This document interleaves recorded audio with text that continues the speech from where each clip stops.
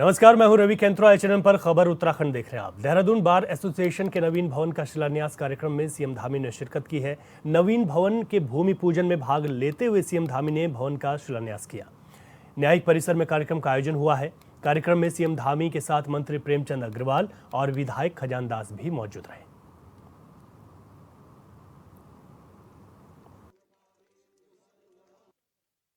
आज उत्तराखंड सहित पूरे देश के अंदर जो न्यायिक व्यवस्था से जुड़े ऐसे इंफ्रास्ट्रक्चर हैं, भवन बनाने हैं, अन्य इंफ्रास्ट्रक्चर बनाने हैं, उनको लगातार मजबूत करने का काम, लगातार नवनिर्माण करने का काम अनवरत रूप से किया जा रहा है। और पिछले 10 वर्षों में मोदी सरकार ने न्यायिक इंफ्रास्ट्रक्चर के विकास के लिए 8,000 करोड़ से भी ज्यादा रुपए की धनराशि खर्च की है, जो एक बड़ी धनराशि है। और उनके प्रधानमंत्री बनने के पश्चात देश भर में जिला न्यायपालिका के लिए 7,500 से अधिक कोर्ट कक्ष, 11,000 आवासीय इकाइयों का निर्माण किया गया है, जिसमें हमारे देहरादून डिस्ट्रिक्ट कोर्ट की अब यह आज जिसका शिलान्यास हुआ है, यह नई इमारत भी इसमें शामिल हो गई है। और वहीं दूसरी तरफ आदरणीय मोदी जी के नेतृत्व में विभिन्न जो गैर जरूरी और अंग्रेजों के जमाने से चले आ रहे ऐसे बहुत सारे कानून, उनको हटाकर वर्तमान परिदृश्य में के अनुसार, आज की नई आवश्यकताओं के अनुसार, जिससे कि न्याय मिलने में भी सरलीकरण हो और उनका समाधान हो जो लंबे समय से निस्तारित है। अखिल भारतीय संहिता 2023, भारतीय नागरिक सुरक्षा संहिता 2023 और भारतीय साक्ष्य अधिनियम 2023 लागू करने का काम भी भारत की सरकार ने आदरणीय प्रधानमंत्री मोदी जी के नेतृत्व में बहुत ही कुशलता से उसको आगे बढ़ाया है, बहुत कुशलता से उसको सम्पन्न किया है। इन कानूनों के लागू होने के बाद न्याय की अवधारणा को और भी अधिक मजबूती मिलेगी। जिस दिन ये तीनों कानून देश के अंदर लागू हो रहे थे, तो हमारे बहुत सारे अधिवक्ता साथी यहाँ से, आप सब लोग भी राजीव शर्मा जी, अन्य लोग, आप सब लोग भी उस कार्यक्रम में जुड़े हुए थे। भाइयों बहनों, नए कानूनों के तहत इलेक्ट्रॉनिक और डिजिटल रिकॉर्ड को भी मजबूत सबूत के रूप में मान्यता प्रदान की गई है, जो कि आज की डिजिटल क्रांति के समय में आज जो आवश्यकता है उसको पूरी तरह से न्याय व्यवस्था में लाने का काम किया गया है। इससे सभी अधिवक्ता भाई बहनों को अब टेक्नोलॉजी का प्रयोग करते हुए अपना पक्ष कोर्ट में आसानी से रखने में सहायता मिलेगी। इसी प्रकार राज्य के अंदर भी आप सभी जानते हैं कि प्रदेश में जितनी भी न्याय व्यवस्था से जुड़े हुए इंफ्रास्ट्रक्चर है, उसको मजबूत करने के लिए हम प्रतिबद्ध हैं। और जब भी आप मुझे भी मिले थे, तो मैंने हमेशा आपको यही कहा कि जो भी राज्य सरकार की तरफ से जो भी यथासंभव सहायता हो सकती है, आप यहीं के लिए नहीं, मुझे लांबा जी और उनकी टीम वहाँ नैनीताल के लिए भी आए थे, उस समय भी हमने कहा था कि नहीं, आप जहाँ भी यथासंभव जो भी सहायता सरकार की तरफ से हो सकती है वो जरूर होगी। और ये जो आज देहरादून बार एसोसिएशन के लिए नए चैम्बर भवन की मांग है, ये भी काफी लंबे समय से चल रही थी और आप सबको भी इसकी प्रतीक्षा थी। इस संबंध में बार एसोसिएशन देहरादून के साथ ही अखिल भारतीय अधिवक्ता परिषद के पदाधिकारियों ने भी मुझसे मिलकर इस नए भवन हेतु जमीन की मांग की थी। क्योंकि अभी मैं सुन रहा था, अभी राज्यपाल बिष्ट जी बोल रहे थे, फिर हमारे बंटू जी बोल रहे थे, राजीव शर्मा बंटू जी, तो कुल 5,500 से अधिक लोग यहाँ पर कार्यरत हैं, जैसा मुझे बताया गया है। इसलिए हमने आप सभी की जो समस्याएं हैं, उन समस्याओं को समझते हुए जो यहाँ पर 5 बीघा जमीन थी, वो बार एसोसिएशन देहरादून को देने का निर्णय लिया था।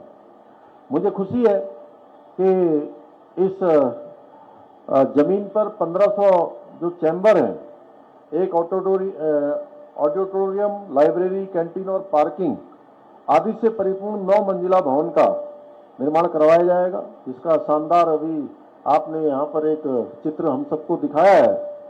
इस भवन के शिलान्यास के साथ ही मैं आप सबको आश्वासन देना चाहता हूँ, जैसा कि खजानदास जी शुरू हुए और हमारे जो है राजपाल जी, बंटू जी, सब लोगों ने कहा है और आप सब भी जरूर चाहते हैं। मैंने जिला जज साहब से भी जो है इस संबंध में भी चर्चा करी है। भारत रत्न पंडित गोविंद बल्लभ पंत की जयंती पर उनके पैतृक गांव अल्मोड़ा के खूंट गांव में श्रद्धांजलि कार्यक्रम का आयोजन हुआ, जहां कार्यक्रम में पहुंचे केंद्रीय सड़क और परिवहन राज्य मंत्री अजय टम्टा ने स्वतंत्रता सेनानी को पुष्पांजलि अर्पित की। इस मौके पर भारी संख्या में ग्रामीण मौजूद रहे, साथ ही सांस्कृतिक कार्यक्रमों का भी आयोजन हुआ। वहीं कार्यक्रम को संबोधित करते हुए केंद्रीय राज्य मंत्री अजय टम्टा ने कहा कि भारत रत्न पंडित गोविंद बल्लभ पंत न केवल उत्तराखंड बल्कि पूरे भारत के गौरव है। उनका योगदान देश की आज़ादी और राष्ट्र निर्माण में अमूल्य है और हमें उनकी विचारधारा से प्रेरणा लेनी चाहिए।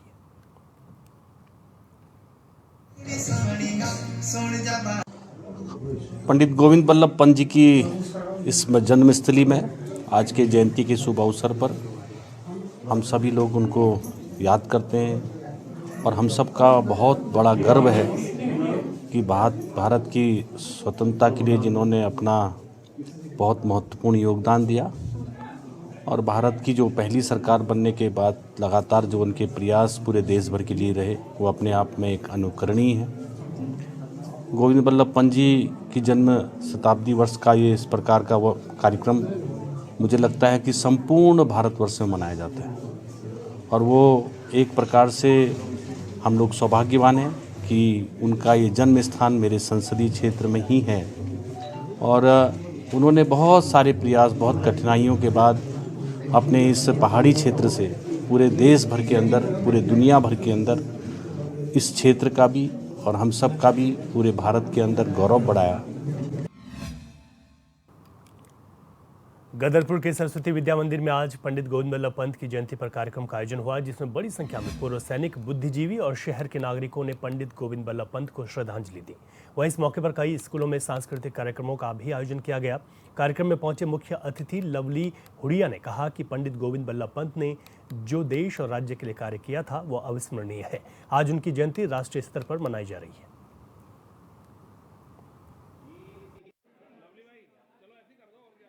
भारत रत्न पंडित गोविंद बल्लभ पंत जी की जयंती मना रहे हैं। भारत रत्न पंडित गोविंद बल्लभ पंत जी का तराई में इसलिए भी महत्वपूर्ण स्थान है कि इस तराई को आबाद करने में पंडित जी का बहुत बड़ा योगदान है। हम तराई वासी कभी भी उनके ऋण से मुक्त नहीं हो सकते, क्योंकि यहाँ पर बसाने का काम, यहाँ पर कॉलोनियाँ बनाने का काम पंडित गोविंद बल्लभ पंत जी ने किया था। मैं ऐसे महान पुरुष की जयंती पर आज उनको शत शत नमन करते हुए अपनी वाणी को विराम दें। निश्चित ही गोविंद बल्लभ पंत जी के किए गए कार्यों को आज इसी कार्यों की बदौलत आज वो अजर अमर हैं। तो निश्चित हम उन्हें आज श्रद्धांजलि अर्पित करने के साथ साथ पंडित गोविंद बल्लभ पंत जी का एक ही ध्येय था कि गाँवों का विकास कैसे हो, ग्राम पंचायतों को कैसे विकसित किया जाए, उसी को लेकर के उन्होंने बहुत से अनेकों संघर्ष किए और उसी का परिणाम है कि आज वो उत्तर प्रदेश के प्रथम मुख्यमंत्री रहे, संयुक्त प्रांत के प्रधानमंत्री रहे और उत्तराखंड के लिए यशस्वी रहे और हमेशा हैं, वो रहेंगे। इसलिए आज उन्हें हम सब नहीं, अब जो आज का बांग्लादेश और पाकिस्तान है वो वहाँ के भी प्रधानमंत्री रहे। वो सुदूर अंचलों से, पहाड़ के सुदूर अंचलों से निकलकर उन्होंने पूरे देश में ऐसी जगह बनाई कि उत्तर प्रदेश के पहले मुख्यमंत्री, संयुक्त प्रांत के पहले देश के प्रधानमंत्री और 1955 से लेकर 61 तक गृह मंत्री रहे। ऐसे महान पुरुष पंडित गोविंद बल्लभ पंत जी की जयंती मनाने के लिए आज यहाँ पर पूरा शहर एकत्रित है। सांस्कृतिक प्रोग्राम होंगे सभी का। आज प्रत्येक गदरपुर के हमारे 26 स्कूल हैं, 26 स्कूलों के द्वारा यहाँ पर सांस्कृतिक प्रोग्राम दिखाए जाएंगे और महान गोविंद बल्लभ पंत जी के बारे में यहाँ पर विस्तार से सभी लोग बताएंगे।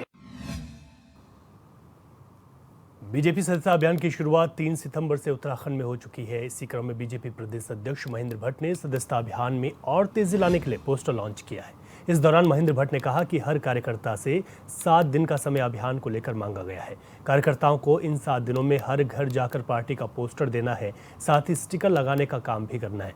उन्होंने कहा कि अगर किसी घर के अंदर ऐसे मतदाता हैं जिन पर मोबाइल नहीं है तो उनके लिए ऑफलाइन मेंबरशिप भी आज से शुरू की गई है।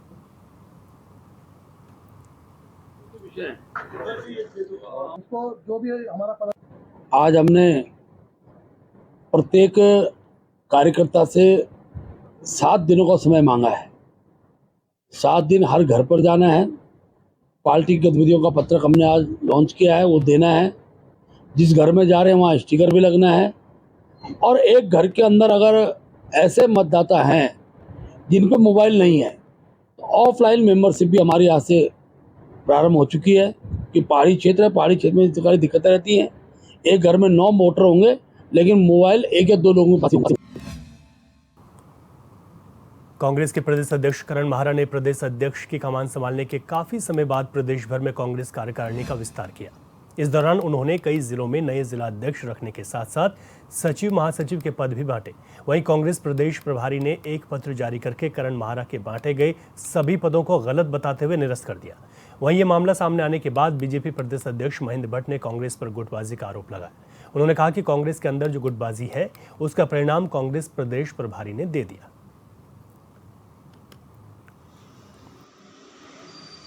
देखिए, कांग्रेस के अंदर जिस प्रकार की गुटबाजी है उसका जो प्रत्यक्ष प्रमाण उनकी प्रभारी जी ने दे दिया है। कांग्रेस के अध्यक्ष जी द्वारा जो नियुक्तियां की गई थी उस पर रोक लग गई है। इसलिए मैंने अपने एक ट्वीट में इसको कहा भी था कि अब देखना ही होगा कि आजकल कांग्रेस में किस गुट का वर्चस्व बढ़ रहा है। यह कांग्रेस का आंतरिक विषय है, मुझे इसमें बहुत ज़्यादा कुछ कहना नहीं। इतना जरूर है कि जब कांग्रेस मुद्दा विहीन हो जाती है तो आपसी द्वंद्व की ओर बढ़ती है और वो कुछ दिनों बाद और झलकेगा। कांग्रेस के सहप्रभारी उत्तराखंड में नए सरकारी नौकरी की राह देख रहे युवाओं के लिए खुशखबरी है। सरकार 11 विभागों में खाली समूह ग के 4,405 पदों पर इसी महीने में भर्ती प्रक्रिया शुरू करने जा रही है। इसके लिए उत्तराखंड अधीनस्थ सेवा चयन आयोग ने 15 सितंबर से आवेदन से लेकर परीक्षा और परिणाम का शेड्यूल जारी करने का फैसला लिया है। वहीं बीजेपी प्रदेश प्रवक्ता सुनीता विद्यार्थी का कहना है कि 23 साल के इतिहास में सबसे ज्यादा सरकारी नौकरी देने वाली धाकड़ धामी की सरकार है।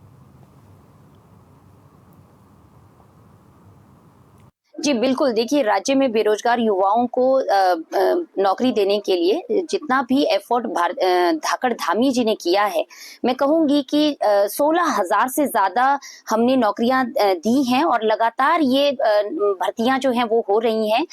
मैं राज्य में देखिए 23 साल का इतिहास है कि सबसे ज्यादा नौकरियां देने वाले धाकड़ धामी जी ऐसे मुख्यमंत्री हैं और लगातार वो भर्तियां कर रहे हैं, चाहे यूके SSSC की बात हो, चाहे यूके PSC की बात हो, चयन शिक्षा जो बोर्ड है वहां की बात हो, तो लगातार हम लोग नौकरियां युवाओं को दे रहे हैं। और अभी आयोग में 4,405 पदों पर हम भर्तियां करने जा रहे हैं। और सबसे बड़ी बात यह है कि पूरी निष्पक्षता के साथ में, पूरी ट्रांसपेरेंसी के साथ में, समय सीमा के अंदर हम लोग ये सारी भर्तियां करेंगे।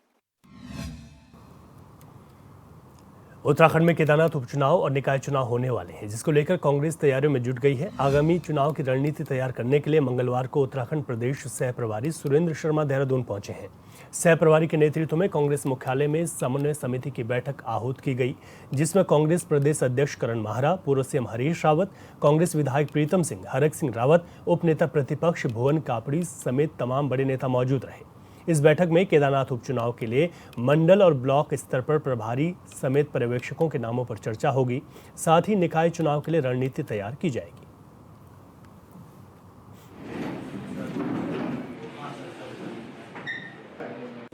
आज प्रदेश की जो नगर निगम और स्थानीय निकाय के लिए चुनाव होना है, एक बाई इलेक्शन होना, उसके लिए कोऑर्डिनेशन कमेटी की मीटिंग है। तो उसी में किस तरह से चुनाव लड़े जाने, किस तरह से मिलके सब लोग उसमें भाग लेंगे, हमारा एक एक कार्यकर्ता उसके लिए मीटिंग है और उसी में शिरकत करने के लिए मैं भी आया हूं। और आज जैसे कि अध्यक्ष जी ने कहा, राज्यपाल जी से भी मिलने का वक्त लिया है। प्रदेश में जो क्राइम बढ़ रहा है और जिसमें सत्ता पक्ष के लोग ज़्यादा इन्वॉल्व हैं, तो राज्यपाल जी से हम लोग सब लोग जाके निवेदन करेंगे कि इस मामले को गंभीरता से ले, क्योंकि देवभूमि है, इसको क्राइम भूमि नहीं बनने देना, ये कांग्रेस की जिम्मेदारी है और हम उसको निभाएंगे। देखिए, पॉलिटिकल एजेंडेज हैं हमारे। अभी निकाय के चुनाव होने वाले हैं, पंचायत के चुनाव सामने हैं, बाई इलेक्शन है केदारनाथ का, और हमको उसके लिए प्रभारियों की नियुक्तियां करनी है। और भी बहुत सारे ऐसे एजेंडे हैं जिस पे पार्टी स्तर पर डिस्कशन होना है। और जो सीनियर लीडर्स की एक 17 लोगों की एक कमेटी जो बनाई गई है हाईकमान के द्वारा, उसकी आज एक बैठक है जिसमें प्रतिभा करने के लिए आदरणीय शर्मा जी हमारे बीच में उपस्थित हैं, जो हमारे सह प्रभारी हैं। और देखते हैं इस मीटिंग के बाद फिर राज्यपाल के यहाँ भी समय लिया है। कानून की बिगड़ती जो व्यवस्था है, बलात्कार लगातार हो रहे हैं, उसमें भारतीय जनता पार्टी के कार्यकर्ता और पदाधिकारी सम्मिलित हैं और उनको पुलिस का प्रोटेक्शन मिल रहा है, उनको उनके मेडिकल जो है उनको कमज़ोर बनाया जा रहा है। और उसी तर्ज पे जैसे चंपावत के हमारे मंडल अध्यक्ष बीजेपी के समय जमानत पे बाहर हो गए हैं, तो इन सब चीज़ों को देखते हुए राज्यपाल के यहाँ ज्ञापन भी हम लोग देंगे। सारे सीनियर्स उस ज्ञापन देने के कार्यक्रम में भी रहेंगे। तो यही आज का दिन का एजेंडा है। उत्तराखंड सरकार निकाय और पंचायत दोनों चुनाव की तैयारियां पूरी तरीके से जुटी है। वहीं ग्राम पंचायत में परिसीमन से लेकर सरकार की तरफ से पूरी तैयारियां भी की जा चुकी हैं। सभी 13 जिलों में परिसीमन का कार्य पूरा भी हो चुका है। इसी मुद्दे को लेकर पंचायती राज विभाग के सचिव चंद्रेश कुमार यादव ने बताया कि पंचायत पुनर्गठन या परिसीमन 2024 के निर्वाचन का कार्य पूरा कर लिया गया है, जिसमें इस बार 50 नई ग्राम पंचायतों का गठन किया गया। साथ ही 13 ग्राम पंचायतों को खत्म कर दिया गया है। उन्होंने बताया कि 37 नई ग्राम पंचायत अस्तित्व में आई हैं। ग्राम पंचायतों के परिसीमन पुनर्गठन की प्रक्रिया हमारी पूर्ण हो चुकी है 2024 के निर्वाचन के लिए। इस बार कुल 50 नई ग्राम पंचायतों का गठन किया गया है और 13 ग्राम पंचायतों को समाप्त किया गया है। इस तरह से कुल 37 नई ग्राम पंचायतें अस्तित्व में आई हैं। पिछली बार जब चुनाव हुए थे तो उस समय हमारे पास 7,795 ग्राम पंचायतें थीं, जो बढ़कर अब 7,832 हो गई हैं। इसमें हरिद्वार भी इंक्लूड है टोटल ग्राम पंचायतों की संख्या। हल्द्वानी में वन प्रशिक्षण अकादमी की ओर से आयोजित दीक्षांत समारोह में 6 राज्यों के लगभग 53 प्रशिक्षकों का सम्मान किया गया। इस दौरान उन्होंने गोपनीयता की शपथ दिलाई गई। इस मौके पर वन रंजनों ने कहा कि हम पिछले 18 महीने से उत्तराखंड वन अकादमी में प्रशिक्षण प्राप्त कर रहे थे, जहां हमको वन, वन्य जीवों और वनस्पतियों की रक्षा के लिए लगातार प्रशिक्षण दिया जा रहा था।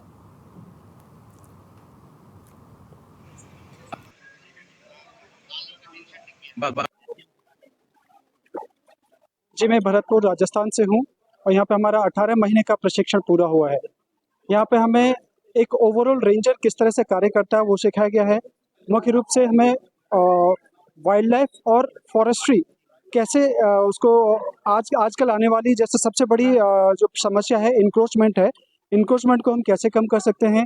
वाइल्ड लाइफ मैन और ह्यूमन कॉन्फ्लिक्ट है, उसको हम कैसे कम कर सकते हैं। हम फॉरेस्ट सॉइल को हम कैसे सुधार सकते हैं, ये सभी हमें यहाँ पे सिखाएगा और इसके लिए हम कार्य करेंगे। मैं महाराष्ट्र से आई हूँ। महाराष्ट्र से फॉरेस्ट रेंज ट्रेनिंग ऑफिसर है।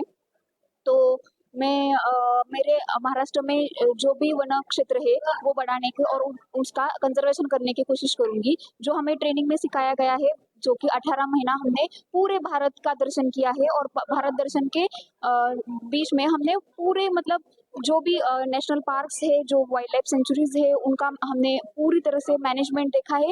वो मैनेजमेंट हमारे राज्य में जाके कैसे इम्प्लीमेंट करना पड़ेगा, ये हमने देखा है वहाँ पे। तो वो हम हमारे राज्य में जाके इम्प्लीमेंट करेंगे।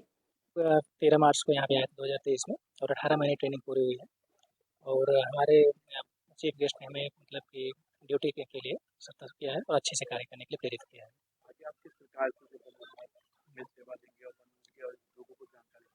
वन विभाग में अभी जो हमारे चीफ गेस्ट ने बताया कि हम लोगों को जनता के लिए कार्य करना है, जनता को लेकर बिल्कुल पार्टिसिपेशन के साथ कार्य करना है और पर्यावरण संरक्षण की बात की है। और हमारे वेदों परंपराओं में पहले से इस तरह की चीज़ें कहा गया है कि वन संरक्षण इम्पोर्टेंट है। 6 राज्यों के 53 अधिकारियों ने वन रेंज अधिकारी के रूप में अपना 18 महीने का प्रशिक्षण पूरा किया है और ये इस अकादमी के लिए और हम सब के लिए बहुत ही एक गौरव का दिन है, क्योंकि जिस स्तर का प्रशिक्षण उन्होंने यहाँ प्राप्त किया है उसका एक अलग ही मान है। और प्रशिक्षणार्थियों से भी वार्ता करके ये जानकारी मिल रही है कि जिस प्रकार का अनुभव उनको यहाँ रहा है उससे वो बहुत ज़्यादा लाभान्वित हो रहे हैं। और जो पारंपरिक वानिकी से संबंधित जो ज्ञान है उसके अतिरिक्त जो आधुनिक तकनीक है उसके बारे में बहुत अच्छी जानकारी यहाँ दी जा रही है। और जैसा कि आप जानते हैं कि आजकल जो युवा वन विभाग की मुख्य धारा में सम्मिलित हो रहे हैं, उनमें से अधिकांश के पास बहुत अच्छी उच्च शिक्षा की डिग्री भी है। पोषण माह के तहत बाल विकास परियोजना क्षेत्र विकासनगर में नगरपालिका सभागार में महिला और बाल विकास विभाग ने सुपोषित किशोरी सशक्त नारी कार्यक्रम का आयोजन किया, जिसका शुभारंभ विकासनगर विधायक मुन्ना सिंह चौहान ने किया। कार्यक्रम के अंतर्गत लाभार्थी महिलाओं और किशोरियों को पोषण माह के उद्देश्यों के प्रति जागरूक किया गया। पोषण की जरूरत, उसकी महत्ता के साथ ही खान पान समेत अन्य बीमारियों से संबंधित जानकारियां भी दी गई। साथ ही विभाग की ओर से संचालित की जा रही योजनाओं से लाभार्थियों को अवगत कराया गया है। कार्यक्रम में विधायक ने लाभार्थियों को मुख्यमंत्री महालक्ष्मी किट भी वितरित की।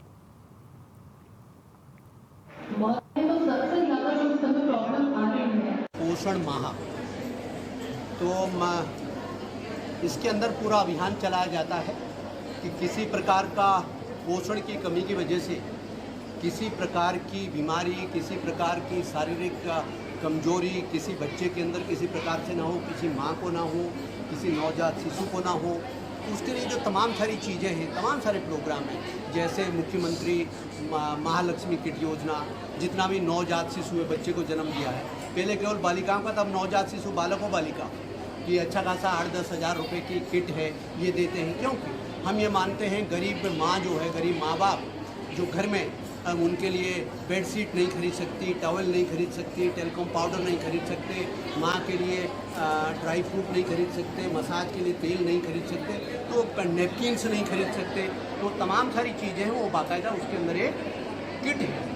मतलब हमारा जो कुपोषण का सबसे वो दे रखा, मतलब कि कुपोषण के हमारा कैसे वो करना है क्या वो, तो हमने जो हमारे आज हमने कुपोषण के प्रति अपने पकवान जो कैसे कैसे उसको बनाते हैं, क्या क्या उसमें होता है, जैसे झंगोरा या चावल का आटा या पतोड़ या जो हमारी पहाड़ी डिश है उसको बिच्छू साग, उसकी सब्जी वगैरह, तो मतलब जो हम बीत चुके हैं, बोलते भूल गए हैं अपना जो गाँव का पहाड़ी कल्चर था, जो हमारे पहाड़ी जो पकवान होते हैं उसको भूल, तो उसके प्रति हमने आज सबको वो करा। कुपोषण के प्रति हमारा सबसे पहला वो है कि कुपोषण को हमने कैसे दूर करना है, तो क्या क्या हमें लेना चाहिए या क्या क्या उसके प्रति हमें करना चाहिए। तो कुपोषण को लेकर, क्योंकि आपको पता है उत्तराखंड में, और उत्तराखंड क्यों देखा जाए सारे पूरे भारत में कहीं ना कहीं हम लोग कुपोषण के शिकार हो ही रहे हैं। और ख़ास तौर से जो हमारे बच्चे हैं, जन्म जब गर्भवती वहाँ पेट में अपना बच्चा रखती है ना, तो सर उसी में ही हमारा कुपोषण है। क्योंकि हमें बोला जाता है हरी सब्जियां खाओ, दाल खाओ, ये खाओ, तो हम लोग नहीं खा पाते उसी से पेट में बच्चा जो है माँ के गर्भ में ही कुपोषण हो रहा है। और जब वो बाहर आ जाता है तो आपको पता है आजकल मम्मियों ने भी मॉडर्न बन गई है, सबने कुरकुरा, चाउमीन, बर्गर, पिज्ज़ा, जो आज हम लोगों ने हमारा मेन मुद्दा जो इसका है कुपोषण से मुक्त, तो है मुक्त पोषण अभियान है। हमने आज बनाया है दलिया, मतलब जो हमारे घरेलू है, इस चीज़ को हम भूलते ही जा रहे हैं। जो हमारे घर में बनता है खाना उसको हम भूलते ही जा रहे हैं। जैसे वड़ा हो गया, दलिया हो गया, मोटा अनाज है, मोटे अनाज को हम भूल ही चुके हैं। जो हमने जो बनाया है वो हम भूलते जा रहे हैं, और जो बनाने की कोशिश हम कर रहे हैं, हम चाहते हैं ये ही हमारे घर में, सारी जगह हमारे घर में यही विकसित होता है। 10th क्लास में पढ़ती हूँ और इसमें हमने समझा कि कुपोषण के बारे में महिलाओं को हो रही बीमारियों के बारे में अच्छा स्वास्थ्य होगा अगर हमारा, तभी देश आगे बढ़ेगा। और अच्छा स्वास्थ्य के लिए हमें अच्छा भोजन करना चाहिए, मोटा अनाज खाना चाहिए, जैसे जौ, बाजरा, बहुत से कुछ ऐसे अनाज है जो हमें खाने चाहिए। क्या नाम है? इस कार्यक्रम में हमें समझ आया है कि लड़कियों को ज़्यादातर ब्रेस्ट कैंसर हो रहे हैं, तो इसलिए हमें ध्यान देना चाहिए कि बचपन से मतलब चेक कराते रहना चाहिए अपने ब्रेस्ट कि क्या है। और जैसे मैम ने बताया कि देखिए कैसे देखना, हमें कैसे चेक करना है, घर में ही रह के, अस्पताल ना जा करके, वैसे समझ आए। कुपोषण के बारे में बताया, खान पीन के बारे में, किस तरह खाने में अच्छा लो, प्रोटीन वाला लो, जिसमें सब आहार हो, संतुलित आहार हो, जैसे हमें ब्रेस्ट कैंसर में मतलब ऐसा लो आहार जो हमें संतुलित रहे।